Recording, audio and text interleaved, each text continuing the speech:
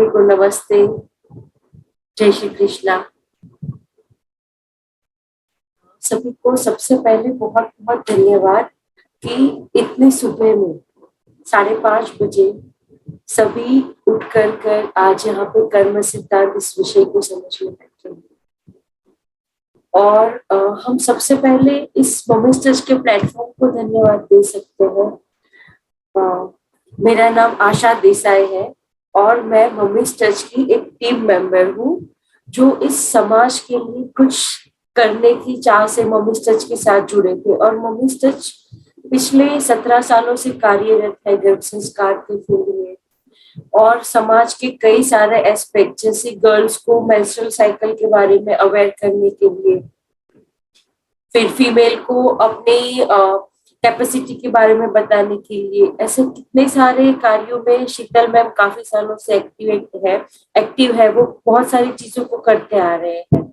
तो मैं भी उस टीम का एक छोटा सा हिस्सा हूँ और मैं बहुत खुश हूँ इस टीम का हिस्सा बनी हूँ इसलिए। और वुमेन्स टच का एक ही पर्पस है कि इस समाज को बेहतर बनाए। उसके लिए हर एक कार्य वो कर रहे हैं। और आज जो ये सेशन रखा गया है उसका भी एक ही पर्पस है कि जो फीमेल्स है वो मैक्सिमम समय अपने घर में बिताते हैं, जो वर्किंग है वो बाहर रहते हैं, पर जो फीमेल्स है वो उनको एक नए घर में जाना होता है तो वो अपने फैमिली के साथ में एडजस्ट करना, अपनी खुशियों को कहीं ना कहीं वो दबाते हैं। और सारे मेरे आसपास में ऐसे लोग क्यों हैं, ये सब अगर हम जान लेते हैं तो हमारा जीवन बहुत ही सरल हो जाता है। तो आज का वुमेन्स टच का सिर्फ यही पर्पस है कि हर एक की लाइफ बेहतर और बेहतर बने। तो आज का सेशन हम शुरू करें उससे पहले हम एक छोटा सा मेडिटेशन करते हैं ताकि हमारी अवेयरनेस और हमारा पूरा शरीर हमारा कान बन जाए। तो हम सिर्फ 5-7 मिनट एक अपनी कंफर्टेबल जगह पे बैठ जाते हैं। शरीर को अगर सपोर्ट की रिक्वायरमेंट है तो सपोर्ट ले लेते हैं और दोनों हाथों की उंगलियों को एक दूसरे में फंसाकर आराम से प्यार से आंखें बंद कर लेते हैं और हमारा पूरा ध्यान सिर्फ और सिर्फ सांसों पर।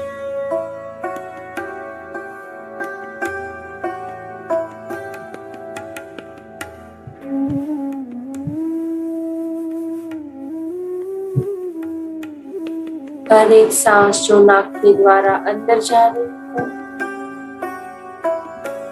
हर एक सांस जो नाक के द्वारा बाहर आ रही है,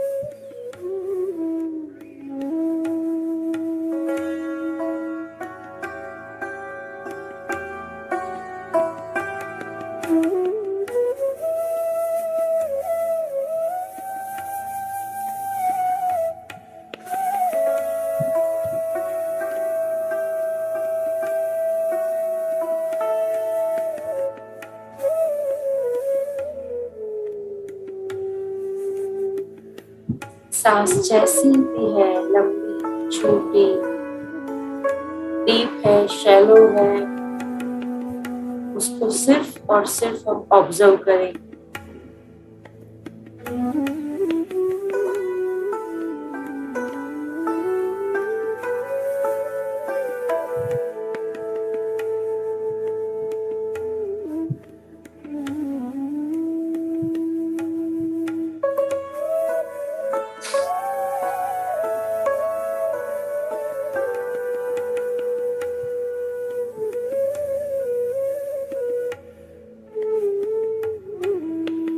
हर एक सांस के साथ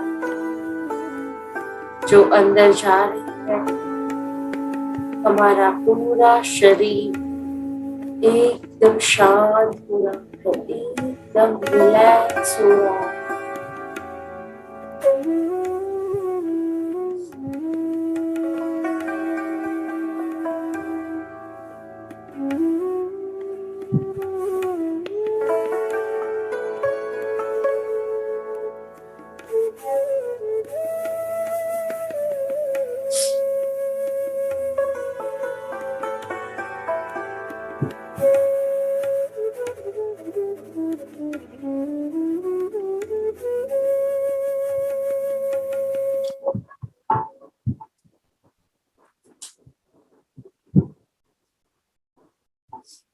हर एक अंदर जाती हुई सांस और बाहर आती हुई सांस।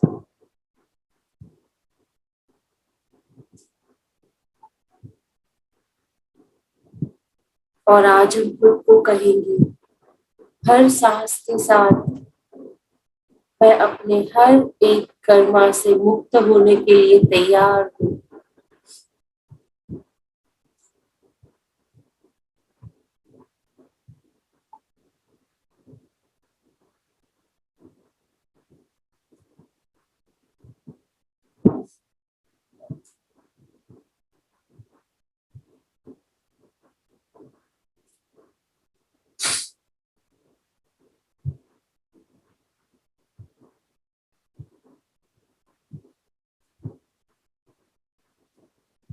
अगर मन विचारों के पीछे भागता है तो फिर से हम उसे सांसों के ऊपर ले आएंगे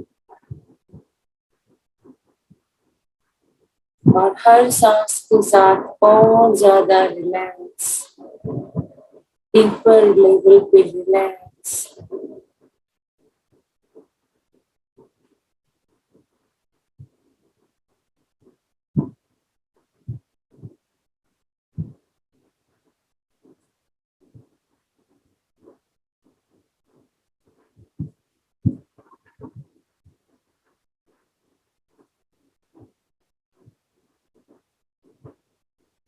शरीर का कौन कौन एकदम शांत हो गया है, एकदम रिलैक्स।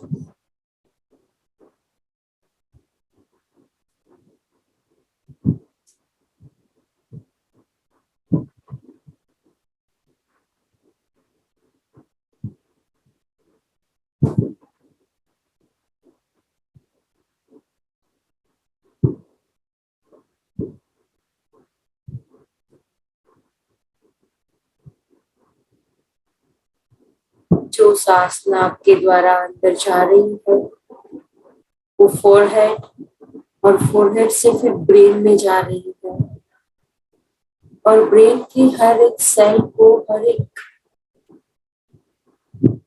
मसल्स को, हर एक मांसपेशी को, नर्व्स को एकदम रिलैक्स बना रही है, एकदम शांत।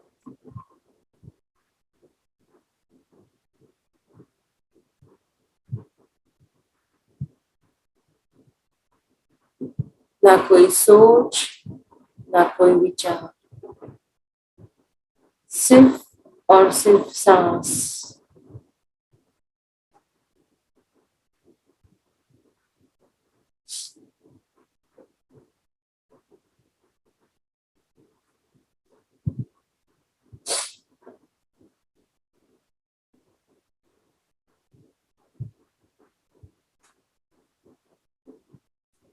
धीरे से अपने पैर के अंगूठों को हिलाएंगे और अपने इस शरीर में वापस आएंगे।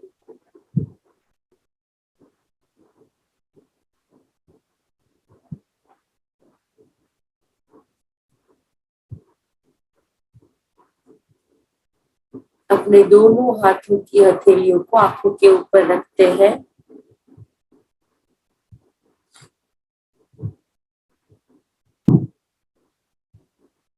धीरे से हथेलियों को हटाते हुए एक प्यारे से मुस्कान के साथ आंखें खोलते हैं।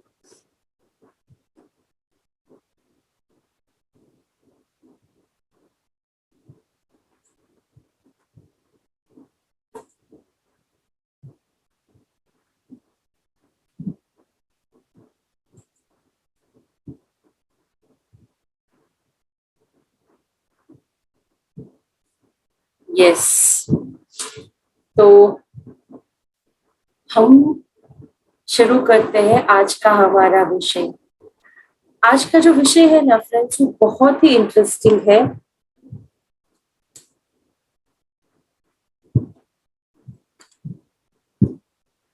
क्योंकि हम हमेशा ही सोचते रहते हैं कि मेरे जीवन में इतनी तकलीफें क्यों है, या मेरे ऐसे कैसे कर्म है, ये कर्म कैसे होते हैं, इससे कभी मुक्ति होती है क्या। हम कितने सारे क्वेश्चंस के साथ अपने आप को बांध के रखते हैं। जो भी थोड़ा बहुत स्पिरिचुअलिज्म में जाते हैं उनको हमेशा ही क्वेश्चन होते हैं। और हम सभी ने देखा होगा कि चाहे भगवत गीता हो, चाहे बाइबल हो, या महावीर के टीचिंग्स हो, या बुद्धा के टीचिंग्स हो, उन सब में कर्मों का उल्लेख होता ही है। क्योंकि कर्म एक बहुत ही इंपॉर्टेंट पार्ट है हमारे जीवन का। जब हम कर्म को समझ जाते हैं ना, और कर्म के सिद्धांत को समझ जाते हैं, तो लाइफ पता है एक अलग ही मोड़ ले लेती। तो आज मैं कोशिश करूंगी कि मैं अपना 100% देके इस कर्म को थोड़ा सा आप तक पहुंचा सकूं। और यहाँ पे बैठे हर एक मदर, हर एक मेंबर जो भी है, वो अपने पूरे शरीर को कान बना लेते हैं। क्योंकि हो सकता है कि आज के बाद अगर हम कर्म सिद्धांत को अप्लाई करें तो शायद हमारा जीवन ही परिवर्तित हो जाए। राइट। एंड फ्रेंड्स, एक बहुत अमेजिंग चीज है कि जो कर्म का सिद्धांत है ना, वो पशु पक्षियों को या जीव जंतुओं को, इन सबको लागू नहीं होता। पेड़ पेड़ पौधों को लागू नहीं होता। ये सिद्धांत सिर्फ और सिर्फ इंसानों को ही लागू होता है। क्योंकि हम सभी को पता है कि हम सभी ने कभी ना कभी फर्स्ट पहला जन्म लिया होगा। और हम सभी ये जानते ही है कि ये शरीर है और इसके अंदर एक आत्मा रहती है जो अप डाउन करती रहती है, एक के बाद दूसरा जन्म, दूसरे के बाद तीसरा जन्म। तो ये कर्मा की शुरुआत कब से होती है? जब हमारा पहला जन्म होता है, तभी से ये कर्मा की शुरुआत हो जाती है। और कर्मा यानी क्या? हम सभी अब तक यही समझते हैं कि कर्मा यानी कि जो हम शरीर से करते हैं वो। बट कर्मा जो है, वो हम जो भाव रखते हैं कोई भी परिस्थिति, कोई भी व्यक्ति के लिए, जो हमारे विचार रहते हैं, जो हमारे शब्द रहते हैं, और जो हम कार्य करते हैं इस शरीर के द्वारा, ये सब कुछ कर्मा है। भाव, विचार, वाणी और क्रिया, ये चारों में हम अगर कुछ भी कर रहे तो फल आना निश्चित है, चाहे हम माने या ना माने। तो हम अगर किसी और के लिए या अपने लिए अच्छा सोच रहे हैं तो उसका अच्छा फल निश्चित है। अगर हम किसी के लिए खराब सोच रहे हैं तो उसका खराब फल निश्चित है, चाहे वो कोई भी जन्म का। तो हम कर्मा के प्रकार को समझते हैं सबसे पहले तो, कि कर्मा किस किस तरीके के होते हैं। तो फ्रेंड्स, सबसे पहले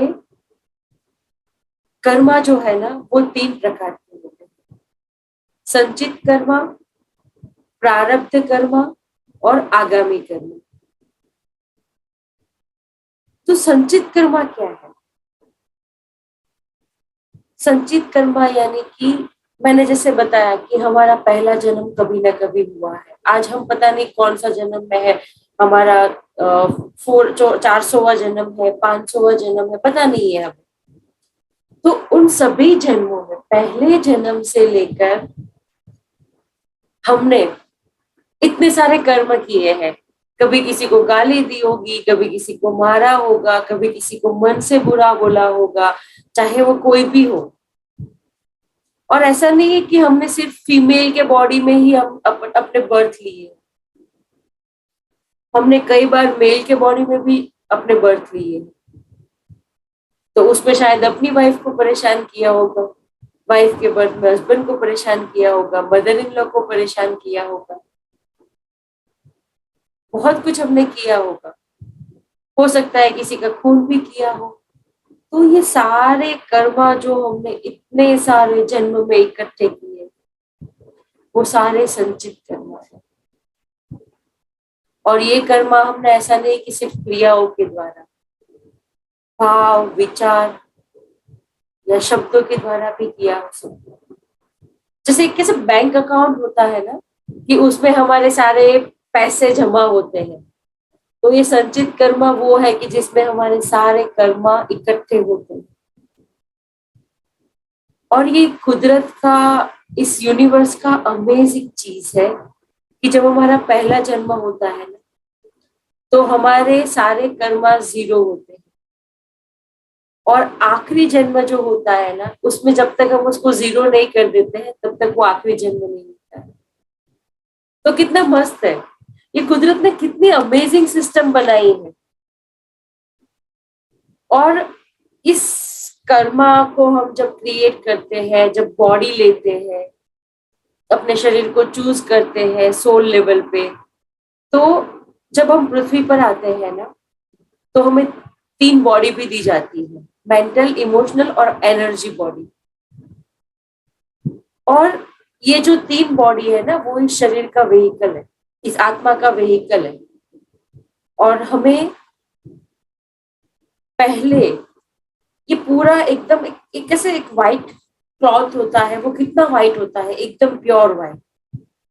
पर जैसे जैसे हम जन्म लेते जाते हैं ना, तो व्हाइट क्लॉथ के ऊपर पहले जन्म में हम एक धब्बा लगाते हैं, दूसरे में और एक, तीसरे में और एक, ऐसे कर करके हम वो व्हाइट क्लॉथ को पूरा कर्मों के उससे भर देते हैं, उसका कलर ही बदल जाता है।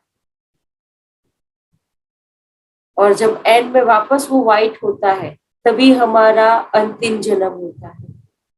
और अगर आज हम ये कर्म सिद्धांत को अच्छे से समझ लेंगे, उसे अप्लाई करेंगे, तो हो सकता है कि हम बहुत ही कम जन्मों में इस कर्म बंधन से, इस पृथ्वी पर आने जाने की जो यात्रा है, उससे मुक्त हो जाए।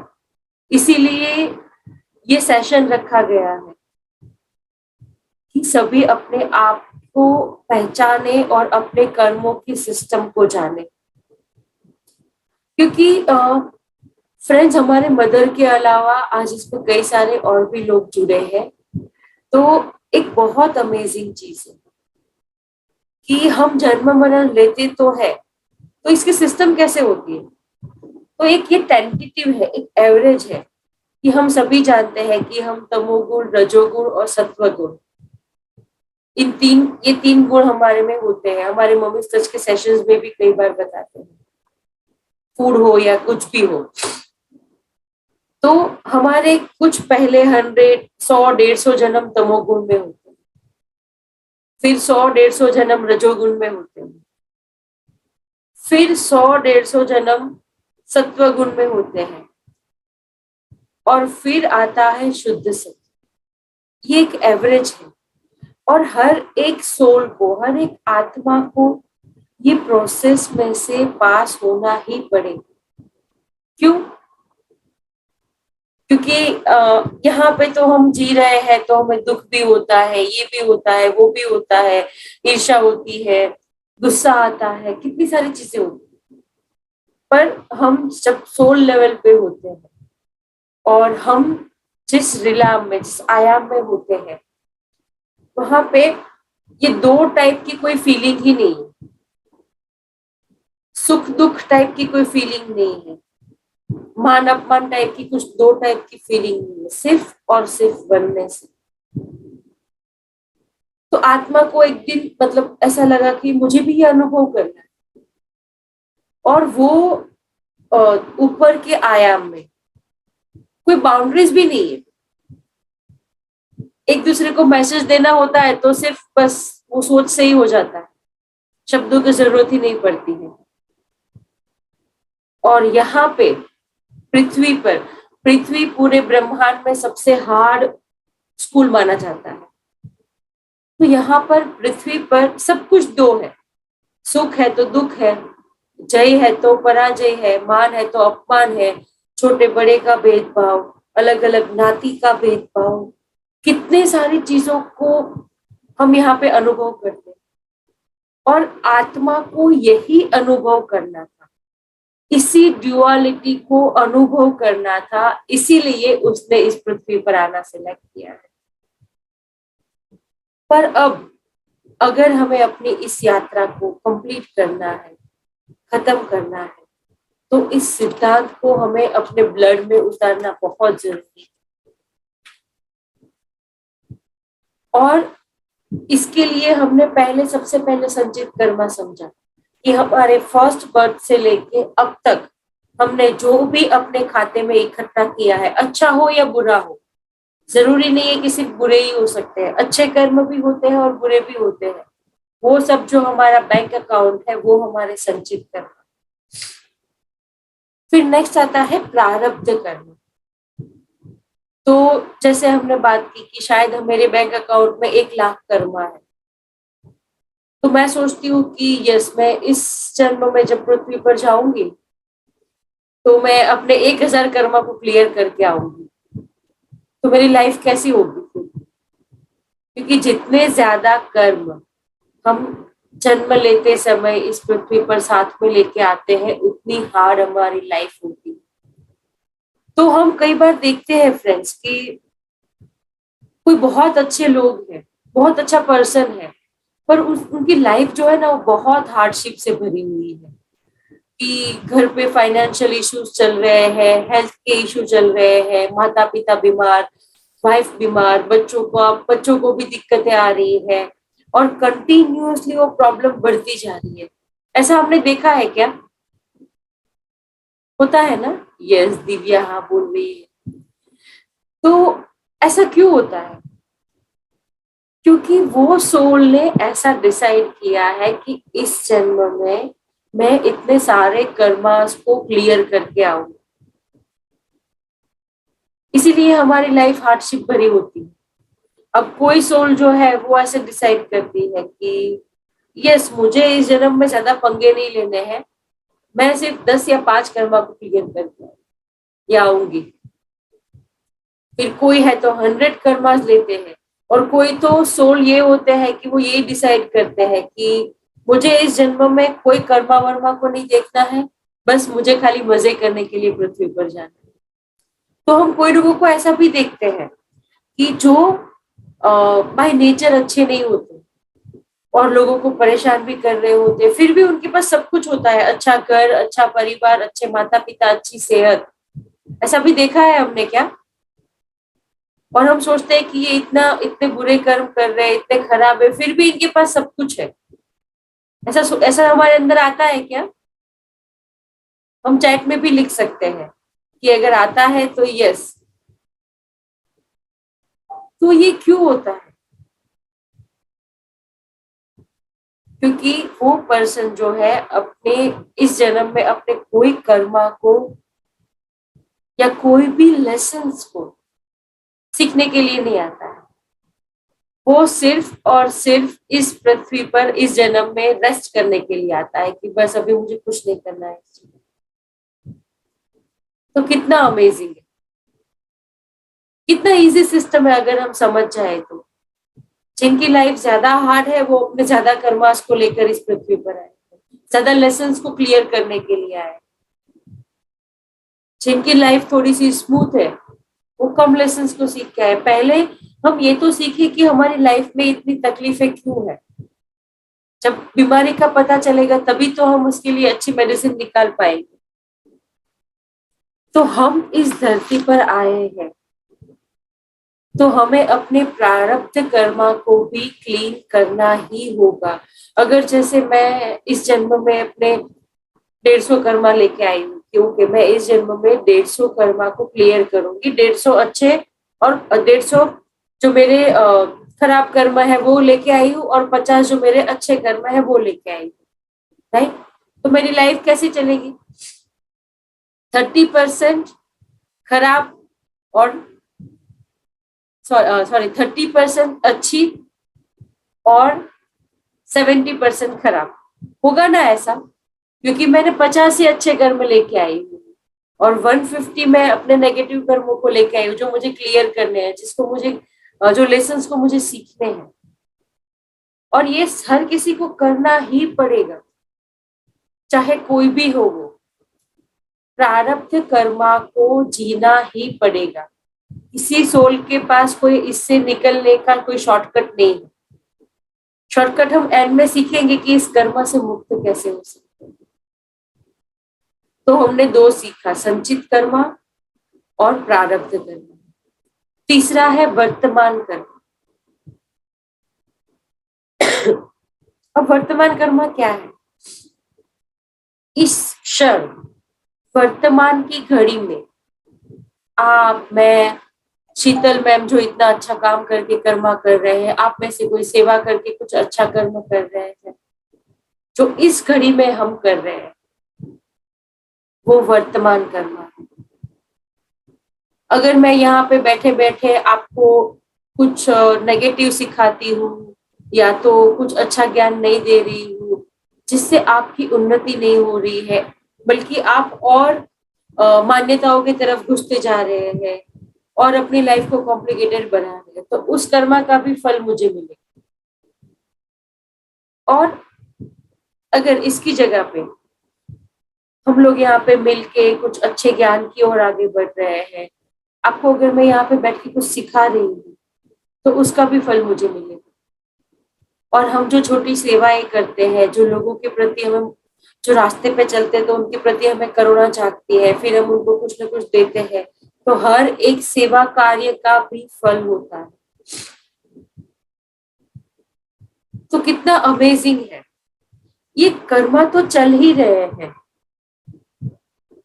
चाहे वो अच्छे हो या बुरे हो।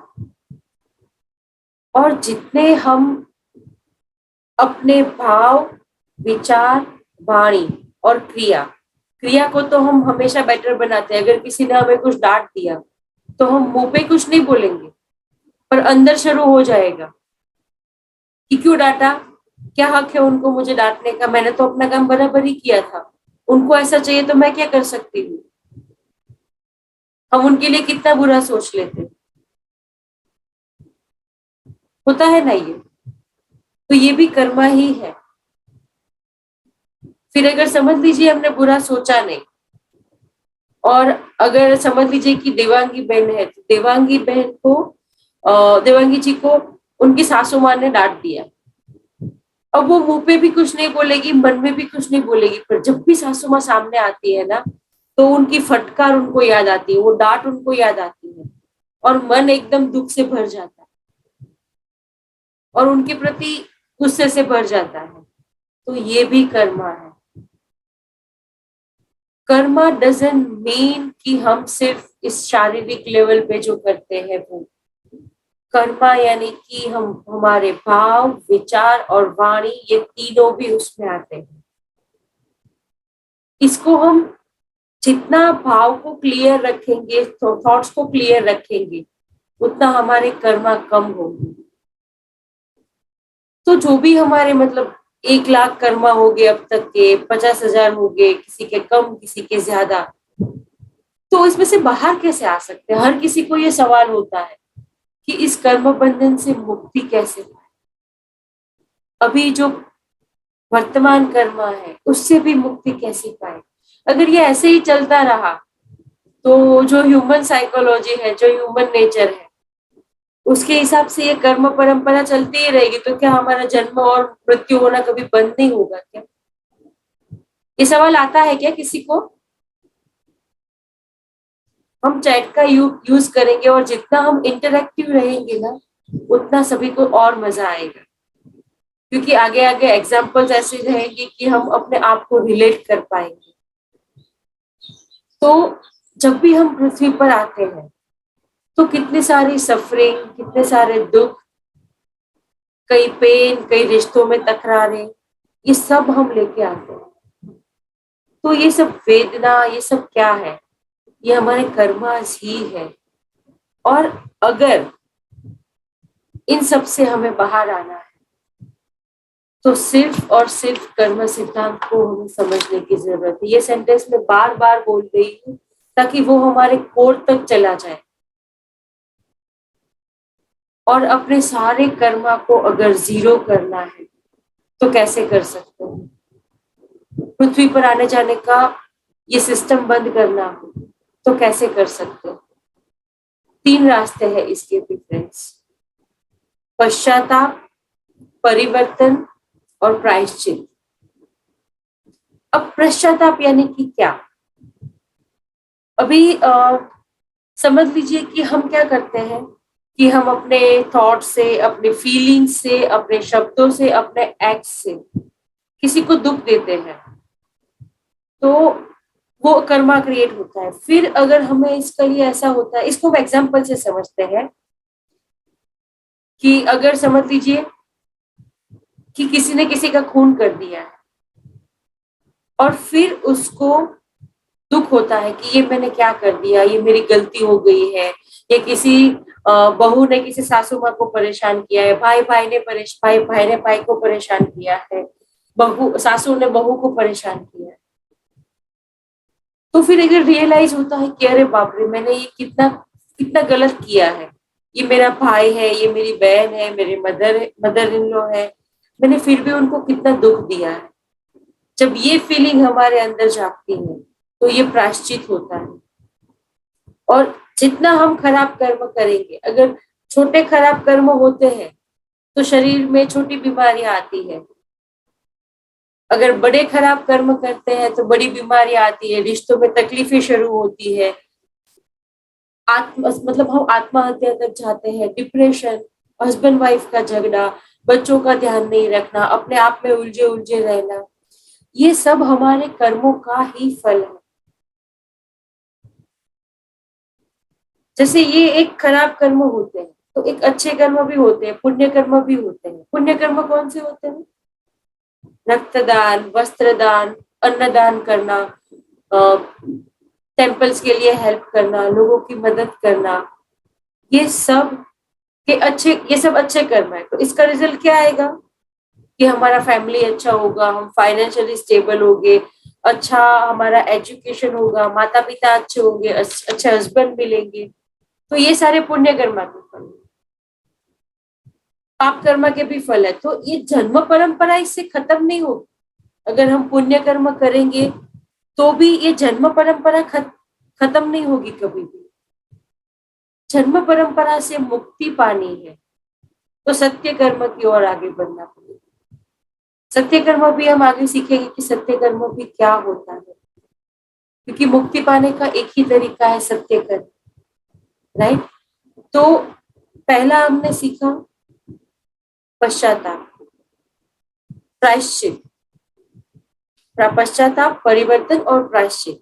तो जब भी हमें ये एहसास होता है कि अरे मैं कितना गलत कर रही हूँ, मुझे ये नहीं करना चाहिए, ये मेरी गलती है, हमारे हार्ट को हर समय वो फील होता है पर हम उसको ब्रेन तक आने नहीं देते हैं, क्योंकि वहां पे हमारा ईगो क्लैश होता है हमेशा कि मैं क्यों झुकूं, वो गलत है तो मैं क्यों ऐसा फील करूं। तो जब हमें ये अपने अंदर एक डीप वो गलती वाला एहसास होता है ना कि ये नहीं करना चाहिए था, तो वो फर्स्ट स्टेप है। फिर सेकेंड स्टेप परिवर्तन। जब भी कोई ऐसे मदर इन लोग को ऐसा एहसास होता है कि यस मैंने ये गलती की है, मुझे ऐसा नहीं करना चाहिए था, मैंने अपनी बहू को फ्रीडम नहीं दी है, उसके ऊपर पाबंदी लगा के रखी है, उसको इतने सारे काम देती हूँ, टॉर्चर करती हूँ, खराब वर्ड्स यूज करती हूँ, फायदा उठाती हूँ, ये अगर किसी को फील हुआ, फिर किसी बहू को फील हुआ कि मैं मेरी सासू माँ बीमार है तब ध्यान नहीं रख रही हूँ, उनको अच्छे से जवाब नहीं दे रही हूँ, बिना बोले निकल जाती हूँ, ये जब एहसास होता है और फिर हम डिसाइड करते हैं कि ओके अब मैं आगे से ऐसा नहीं करूंगी, तो ये परिवर्तन का स्टेप।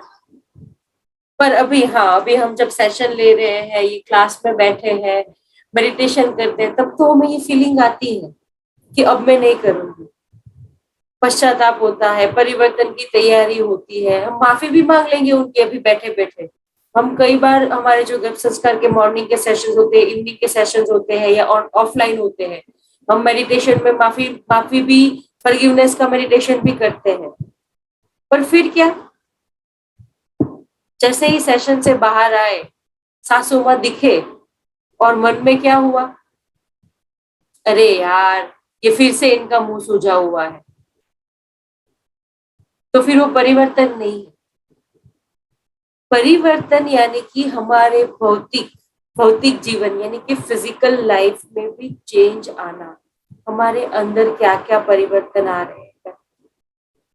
क्लास में अभी हम ये सब सुनेंगे तो मन ही मन में होगा कि हाँ मेरी सासू माँ जो मुझे परेशान कर रही है वो मेरे ही कोई ना कोई जन्म के कर्मा है, मेरी जेठानी का बोलना, मेरे हस्बैंड का बोलना, पड़ोसी का बोलना, तो ये मेरे ही कोई कर्म है। क्लास में बैठते समय हमें इसका एहसास होगा पर जैसे ही क्लास खत्म हुआ, अरे यार फिर से ये हस्बैंड का यही तौलिया इधर रख दिया, देखो वापस। होता है ना ऐसा। हम जब अच्छे अच्छे वाइब्रेशन में होते हैं तो हम अच्छा फील करते हैं, जैसे ही इस वाइब्रेशन से बाहर गए तो फिर से वही कंप्लेनिंग होगी। तो ये परिवर्तन नहीं है। परिवर्तन यानी कि हम जेन्युइनली अपने अंदर वो चेंज लाए, राइट। फिर थर्ड आता है पश्चाताप। खाली प्रायश्चित से कुछ नहीं होगा, खाली परिवर्तन से कुछ खाली पश्चाताप से कुछ नहीं होगा, खाली परिवर्तन से कुछ नहीं होगा। हमें प्रायश्चित करना पड़ेगा। पश्चाताप, परिवर्तन और प्रायश्चित, ये तीनों जब कंप्लीट होगा तभी हमारा ये कर्म का साइकिल खत्म होगा। अभी जैसे इसको एक एग्जांपल से समझते हैं हम, कि समझ लीजिए एक इंसान ने किसी का खून कर दिया है और उसको जेल में डाल दिया, उसको 15 साल की सजा हुई। तो अब जेल में बैठे बैठे पता नहीं अचानक उसके अंदर कुछ तो ब्लिंक हुआ, उसको लगा कि अरे यार शिट, मैंने कितना खराब काम कर दिया। सिर्फ छोटी सी बात के लिए उस इंसान की जान ले ली, उसका परिवार पूरा बिखर गया, उसके बच्चे को अभी कोई संभालने वाला नहीं है, ऐसे करके उसको बहुत आत्मग्लानि हुई। तो यहाँ पे क्या हुआ, वो फर्स्ट स्टेप से आया, राइट, कि उसको ये पश्चाताप हुआ कि मैंने गलत किया। तो यहाँ पे वो फर्स्ट स्टेप है। फिर सेकंड क्या हुआ कि उसने जेल में जो भी दूसरे कैदी होते थे, जो किसी न किसी सजा के लिए अब जेल में आते थे, उनको समझाता था कि ये हम गलत कर रहे हैं, हमें अच्छे काम करने चाहिए, और कोई बीमार होते थे तो उसकी मदद करता था। तो उसने अपने अंदर परिवर्तन लाना शुरू कर दिया। और हम सभी को पता है कि जेल में कैमरास लगे होते हैं, तो जेलर ने नोटिस किया कि ये पर्सन तो कितना बदल रहा है, इसके अंदर कितने सारे चेंजेस है, ये कितनी हेल्प कर रहा है लोगों को। तो यहाँ पे क्या हुआ, उसका सेकेंड स्टेप शुरू हो गया। पहले स्टेप में उसको आत्मग्लानि हुई, सेकेंड में उसने अपने आप में परिवर्तन लाया। तो क्या उसकी सजा खत्म हो जाएगी? खत्म हो जाएगी या नहीं? सभी को क्या लगता है, होगी या नहीं होगी? यस। तो जब उसने सेकेंड स्टेप लाया तब जेलर ने देखा। तो फिर क्या हुआ, जेलर ने देखा कि ये कितना सारा बदल गया है, ये कितना सभी को हेल्प करता है। तो हम सभी को पता है फ्रेंड्स कि जो प्रेसिडेंट ऑफ इंडिया होते हैं ना, उनके हाथ में ये पावर होता है कि वो 15 अगस्त और 26 जनवरी को कुछ कैदियों को वो रिलीज कर सकते हैं। तो अब इस जेल में वो लेटर आया ये प्रेसिडेंट ऑफ इंडिया की ऑफिस से कि भाई आपके वहां से कौन ऐसे कैदी है कि जिनको हम फ्री कर सकते हैं। तो अब जेलर को किसका नाम याद आएगा? इसी कैदी का नाम याद आएगा, क्योंकि उसने अपने अंदर परिवर्तन लाया, राइट। तो अभी उसको क्या उसकी सजा भुगतने की जरूरत है? अब उसको रिलीजिंग मिल जाएगा। तो अब उसने अपने अंदर ये तीनों प्रोसेस की। तो जब हम ये तीनों प्रोसेस करते हैं तो हम इसमें से मुक्त होते हैं, और इसमें से ये फल भी 20% ही आता है फ्रेंड्स। ऐसा नहीं है कि 100% हम उस कर्म से मुक्त हो गए, बट 20% हम इसमें से मुक्त हो सकते हैं इसी जन्म में। अभी जैसे हम समझते हैं इसको कि हमारे घर में बच्चे होते हैं, तो और समझ लो कि हमारे पास 1 लाख रुपए का फोन है, हमने अभी लेटेस्ट आईफोन लिया है या कुछ भी लिया है, और बच्चे ने वो फोन तोड़ दिया, तो हम बच्चे का सर तोड़ देंगे क्या? नहीं तोड़ेंगे। क्या करेंगे, मैक्सिमम उसको एक थप्पड़ मारेंगे, वो भी नहीं मारेंगे, डांट देंगे कि भाई महंगी चीज है, आपको संभलना चाहिए। तो जैसे हमने कैसे कि बच्चे को उसके कर्म का 20% ही उसको बताया, तो वैसे ही हम भी ये तीनों प्रोसेस से पास होते हैं तो हम 20% ही उसको क्लियर कर पाते हैं। तो पूरा कैसे करें? अब नेक्स्ट क्वेश्चन आता है कि पूरा कैसे करें। तो जब भी कोई भी कर्म हमारे सामने आ रहा है, कोई भी फल हमारे सामने आ रहा है, कोई भी परिस्थिति हमारे सामने आ रही है, कि उसमें से बाहर आने का एक ही रास्ता है कोई भी भाव के बगैर उस कर्म को सबसे पहले एक्सेप्ट करना है। और हस्बैंड मतलब ये कर्म किसके साथ होते हैं? ये सब हमारे जीवन में चलता रहता है कि सासू माँ का टॉर्चर करना, बहू का ध्यान नहीं रखना, बॉस का परेशान करना, हमारे जो एम्प्लॉयज है वो हमें सहकार नहीं देते हैं, हस्बैंड वाइफ का झगड़ा, ये सब क्या है? ये सबके साथ कुछ न कुछ छोटे छोटे कर्मास को हम लेके आए हैं इस पृथ्वी पर। तो अगर समझ लीजिए हस्बैंड वाइफ का झगड़ा हो रहा है और वाइफ जाके किसी को अगर कंप्लेन करती है तो वहां पे वो वाइफ का कर्म बंधन है, हस्बैंड का नहीं है। इसको बहुत अच्छे से समझना। सासू और बहू का या दोनों बहनों का या भाई भाई का झगड़ा हो रहा है, तो जो भाई कंप्लेन कर रहा है उसका कर्म बंधन है, जो नहीं कर रहा है उसका कर्म बंधन नहीं है।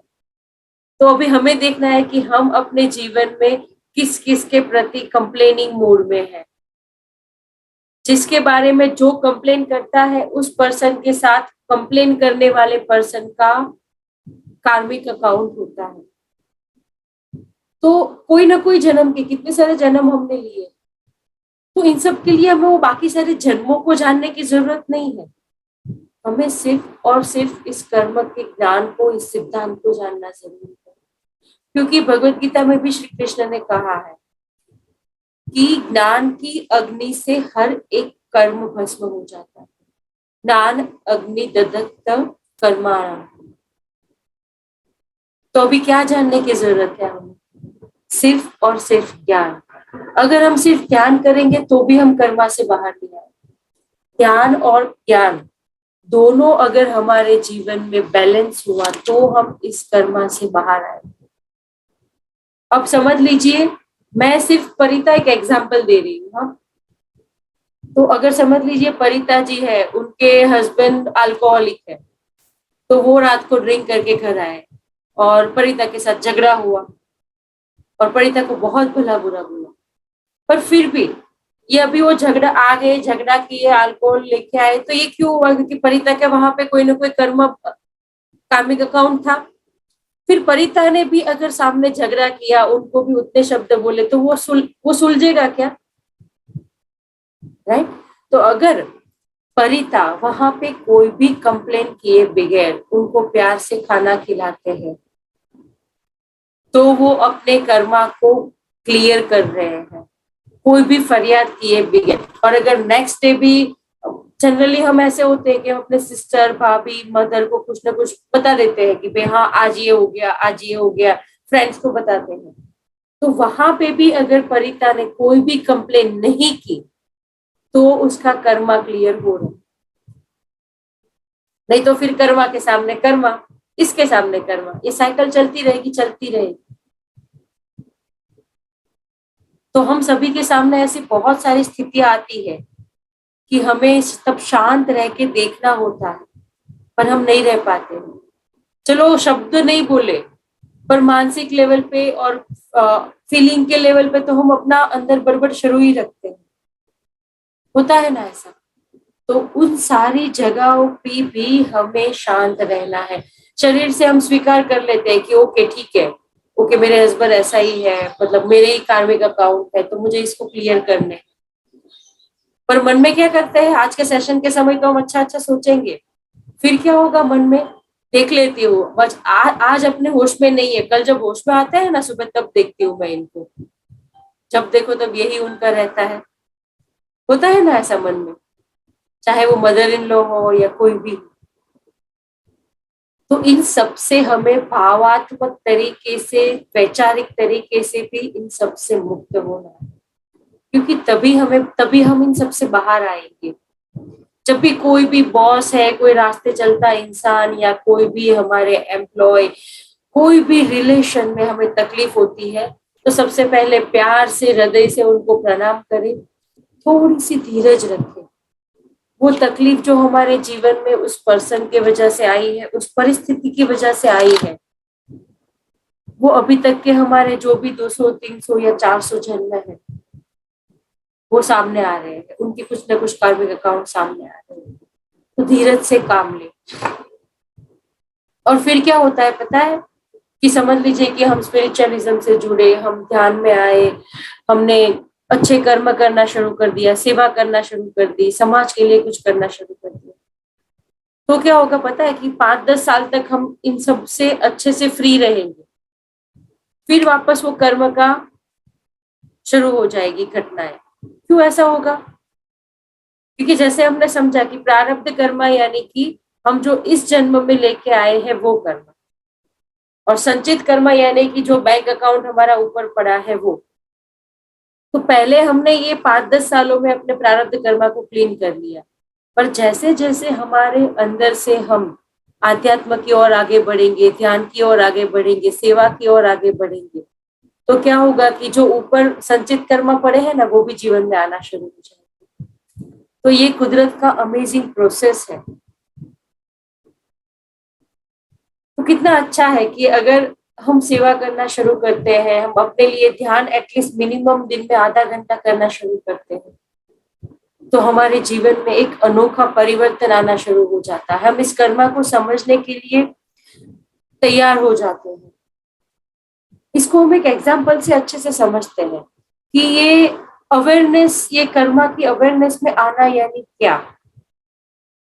तो समझ लीजिए कि एक बहुत ही रिच पर्सन है और वो अपनी वाइफ के साथ अपने बड़े से बंगलों में सोया हुआ है, और उसके पास बहुत सारी लैंड है जिसमें मजदूर काम करते हैं, बहुत सारी फैक्ट्रीज है जिसमें लेबर काम करते हैं।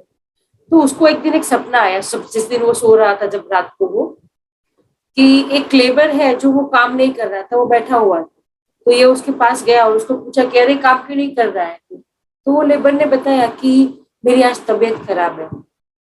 तो ये जो पर्सन था, जो इसका ओनर था, उसने क्या किया कि वो लेबर को बोला कि तू तो कामचोर है, तेरे तो बस हर रोज का ये नाटक है, तुझे ऐसे ही मतलब फालतू का खाने की आदत हो गई है। ऐसे बोलते बोलते उसने उस लेबर को बहुत मारा।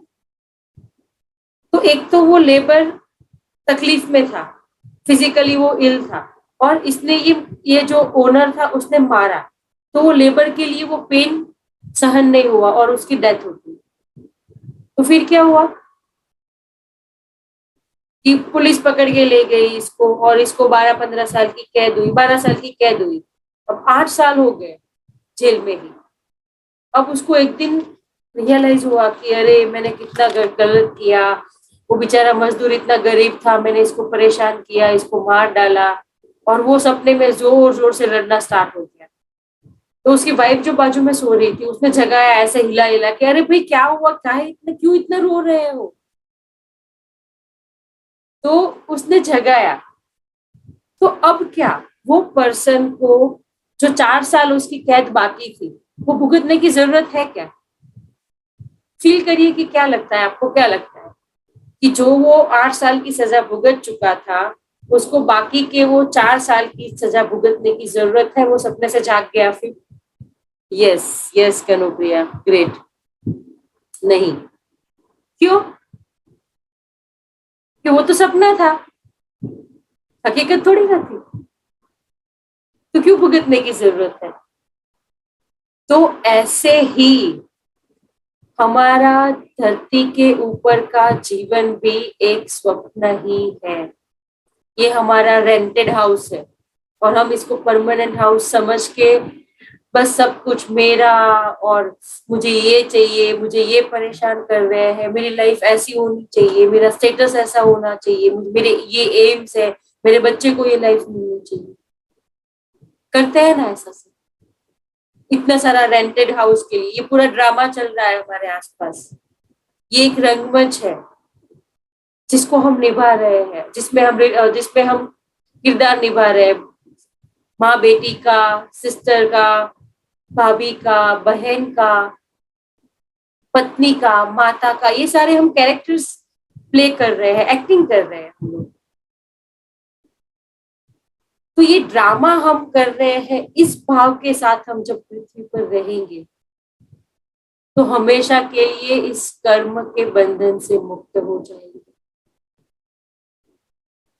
क्योंकि ये जो एक स्थिति है कि ये ड्रामा चल रहा है, वो एक स्थिति है। कोई भी संतों को आप सुनेंगे तो वो यही कहेंगे कि ये परमानेंट थोड़ी ना, ये तो टेम्पररी है। हम टोटली कर्म बंधन से मुक्त हो सकते हैं जब हम इसको एक ड्रामा के रूप में लेते हैं। मैं शरीर यानी कि कर्म बंधन, मैं आत्मा यानी कि नो कर्म बंधन, क्लियर फंडामेंटल है, और कोई तीसरा थॉट ही नहीं है इसमें। तो ब्रह्म ज्ञानी जो होते हैं उनको ये पता होता है कि मैं आत्मा हूँ। श्री कृष्ण पूरे भगवत गीता में क्या बोल रहे हैं, सिर्फ सोल की ही बात कर रहे हैं, क्योंकि वो ब्रह्म ज्ञानी है। तो ब्रह्म ज्ञानी अगर किसी का मर्डर भी करता है तो उनको पाप नहीं लगता है, उनको पाप कर्म नहीं लगता है। क्यों? जब श्री कृष्ण ने शिशुपाल का वध किया था तो उनको उसका कर्म नहीं वो बीच में आया था, कर्म का उनको कोई फल नहीं भुगतना पड़ा था, क्योंकि वो ब्रह्म ज्ञानी है। वो अपने आप को सिर्फ सोल लेवल पे ही देखते हैं, शरीर के लेवल पे नहीं देखते हैं। इसको हम एक एग्जाम्पल से अच्छे से समझते हैं कि हमारे भाव और हम इस कर्म के पीछे पीछे कैसे जाते हैं। अभी समझ लीजिए कि एक सोल्जर है, वो सोल्जर बॉर्डर पे जा रहा है, अभी बॉर्डर पे युद्ध की स्थिति है। तो वो सोल्जर बॉर्डर पे गया, उसने सामने वाली जो भी कंट्री थे, तो वो कंट्री के सोल्जर को, मतलब 15-20 सोल्जर को उन्होंने शहीद कर दिया, मार दिया।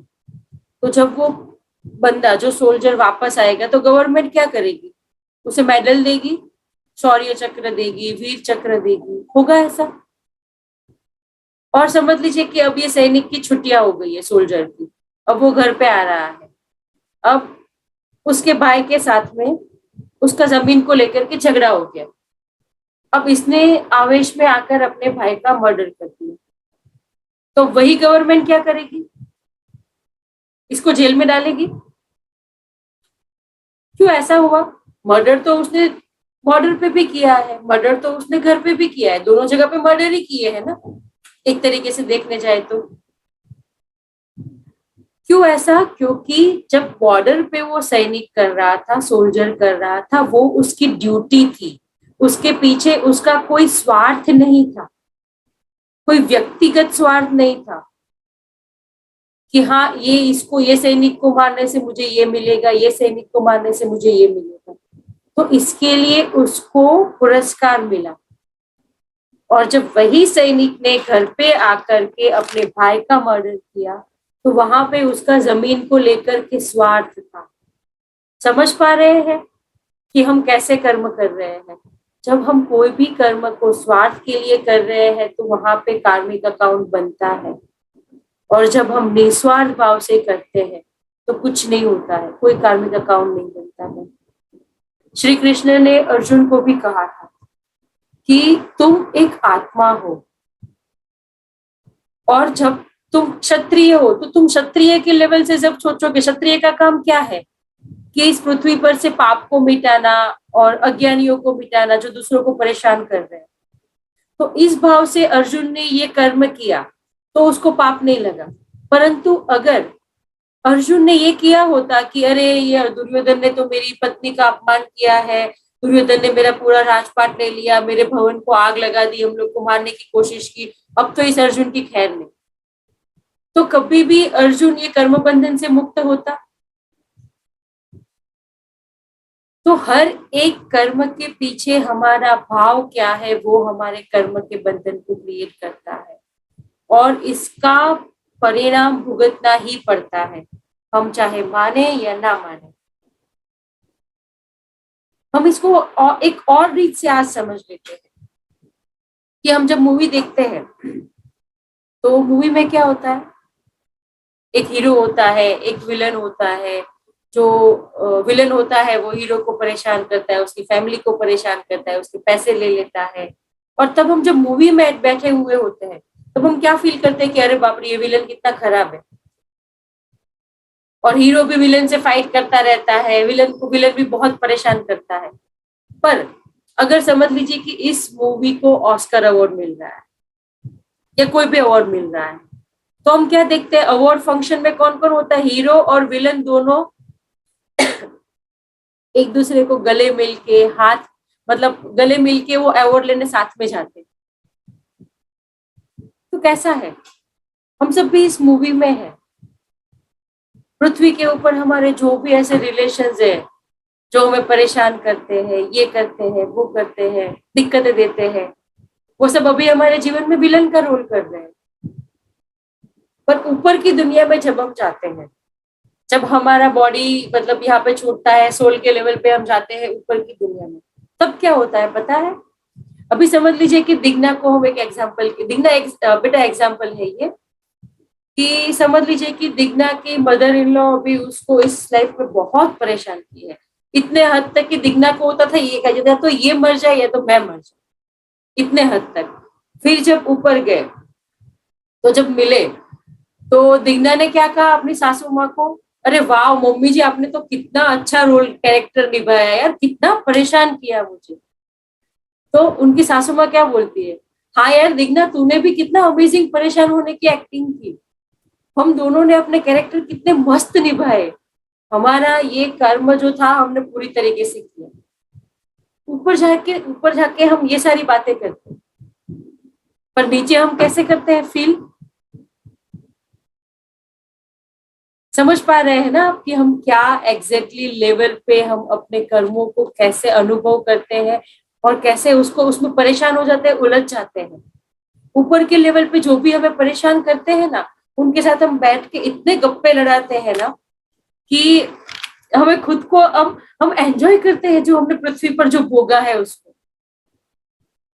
जैसे राम रावण का कोई ड्रामा चल रहा है, रामायण का कोई ड्रामा चल रहा है, तो स्टेज पे तो राम कहेंगे कि मैं मतलब राम को कहते हैं रावण की मैं सीता को नहीं छोड़ूंगा, मैं तुम्हें मार दूंगा, तो ये करूंगा वो करूंगा। पर जब ब्रेक होता है ना तो वो लोग साथ में चाय पी रहे होते हैं, गप्पे लड़ा रहे होते हैं, एंजॉय कर रहे होते हैं। वैसे ही हम भी है, पृथ्वी पर जन्म हुआ, फिर ब्रेक होता है, तो ब्रेक में हम गप्पे लड़ाते हैं ऊपर बैठे बैठे। वहां पे कोई भी कुछ भी हमारे अंदर किसी के लिए भी रंजिश नहीं है, तो वही हमें पृथ्वी पर करना है। माफ करना सीखना है, माफी मांगना सीखना है। तो इसीलिए फ्रेंड्स कर्म सिद्धांत की ये चर्चा बहुत ही जरूरी है। तो जब भी हम निष्काम कर्म करेंगे कि उस काम के पीछे हमारा कोई भी पर्सनल कुछ भी व्यक्तिगत स्वार्थ नहीं है। ओके चलो अगर सासू माँ परेशान कर रहे ठीक है, माफ किया। अगर हस्बैंड के साथ झगड़ा हो रहा है, अगर पड़ोसी के साथ कुछ दिक्कत है, बॉस परेशान कर रहा है, एम्प्लॉय के साथ कुछ गड़बड़े हैं, ठीक है, ये मेरे ही कार्मिक अकाउंट होंगे। तो इसका मतलब ये नहीं है कि हमें उन्हें सुधारना नहीं है, पर हमें अपने शब्दों को अच्छी तरीके से चुन के चयन करके सिलेक्ट करके उनको बताना है। हम प्यार से भी तो कह सकते हैं, पर मन की बड़बड़ किए बिना। अगर हमें अपना कोई एम्प्लॉय है या हमारा बॉस है वो परेशान कर रहा है, तो हम क्या करते हैं, ऑफिस में तो कुछ नहीं बोलते, पर बाहर निकल के ये बस ये पता नहीं खड़ूस हिटलर टाइप का बॉस कहाँ से मिल गया है मुझे।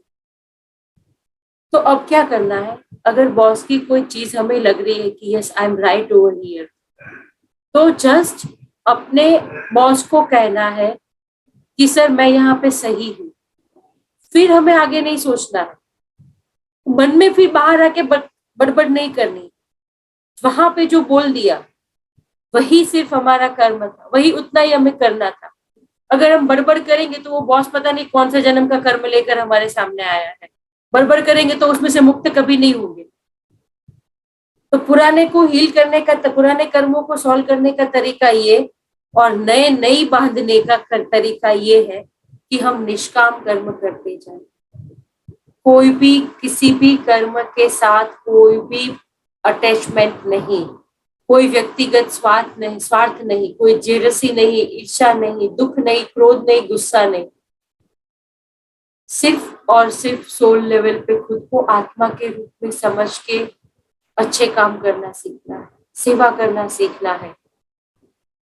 हम सभी कुछ ना कुछ गुणों को लेकर आए हैं। अगर हम तमोगुण में आए हैं तो हमारे कर्म तमोगुण के हिसाब से होंगे। अगर हम रजोगुण में आए हैं तो रजोगुण के हिसाब से होंगे। हमें नहीं पता है कि हमारी जर्नी कौन सी चल रही है।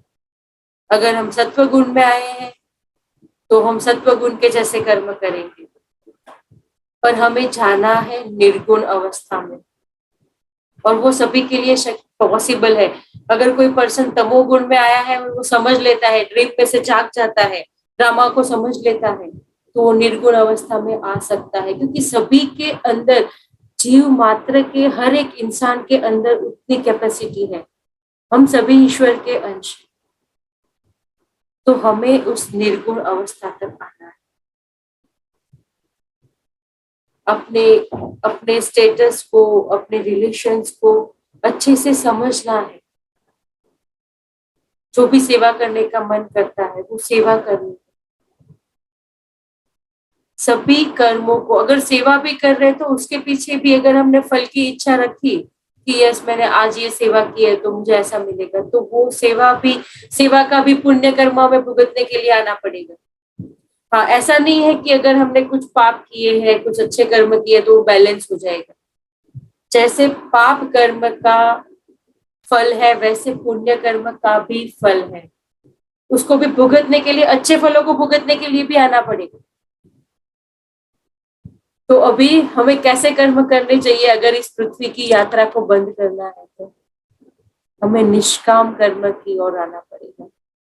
कोई भी तरीके का फल नहीं। और एक चीज हमें और करनी है कि हमें सेवा ऐसी करनी है कि हम लोगों के जीवन को परिवर्तन कर सकें। अगर आज जैसे मैं ये कर्म सिद्धांत का टॉपिक ले रही हूँ, मैम बहुत सारे सेशंस लेते हैं और सारे मदर सेशंस ले रहे हैं, बुक रिव्यूज करते हैं, तो उनके भाव क्या होते हैं कि हम किसी की लाइफ चेंज करने में मदद करें। तो ये जो कर्म है ना, ये कर्म अगर किसी की लाइफ परिवर्तन करता है तो वो हमारे दूसरे कार्मिक अकाउंट को भी कम करता है, हमारे दूसरे कर्मों को भी काटता है। ठीक है ना, राइट। तो अभी हम सभी को क्लियर है कि कर्म कितने प्रकार के, प्रारब्ध, संचित प्रारब्ध और वर्तमान। पश्चाताप, परिवर्तन, प्रायश्चित से क्लियर करना है। हम तमोगुण, रजोगुण और सत्वगुण में जन्म लेते हैं, सभी तीन तीन प्रक्रिया में। तो अपने अभी के जीवन को एकदम अच्छे से कोई भी स्टैंपिंग किए बगैर जीना है। जहाँ पे तकलीफ हो रही है तो उस पर्सन को माफ करना है, माफी मांगनी है, और अपने जीवन को श्रेष्ठ बनाना है सेवा करके। अगर कोई गर्भ संस्कार तक नहीं पहुंच रहा है तो उनको पहुंचाने में मदद करनी है। अगर वो फाइनेंशियली अफोर्ड नहीं कर पा रहे हैं तो आपके पास जितना नॉलेज है उतना उनको प्रोवाइड करें। जो ज्ञान हमें मिल रहा है, अच्छे अच्छे वीडियोस अगर हम देख रहे हैं तो किसी को फॉरवर्ड करिए। सिर्फ और सिर्फ निष्काम भाव से, बिना कोई फल की अपेक्षा से सेवा में जुड़ना स्टार्ट हो जाए। बहुत सारी चीजें होती है, ध्यान करने से हमारे कर्म कटते हैं। जब प्रेग्नेंट मदर ध्यान करती है तो उसके अंदर इतनी क्षमता होती है कि वो अपने आने वाले बच्चे के कर्म को भी कंप्लीट क्लियर कर सकती है। मदर के तो होते हैं पर आने वाले बच्चे के कार्मिक अकाउंट भी क्लियर होते हैं। कितना अमेजिंग है, राइट। तो मैं सभी को बहुत बहुत धन्यवाद देना चाहूंगी कि ये टॉपिक कुछ ऐसे होते हैं कि जो हमारी लाइफ के बाहर के होते हैं, पर फिर भी इतने सारे लोग जुड़े इतनी मॉर्निंग में और मुझे सुना, और इतने भाव से जुड़े, सभी की एनर्जी मैं फील कर पा रही हूँ। तो सभी का बहुत बहुत धन्यवाद। बहुत बहुत धन्यवाद आशा। धन्यवाद मैम ये मौका देने के लिए।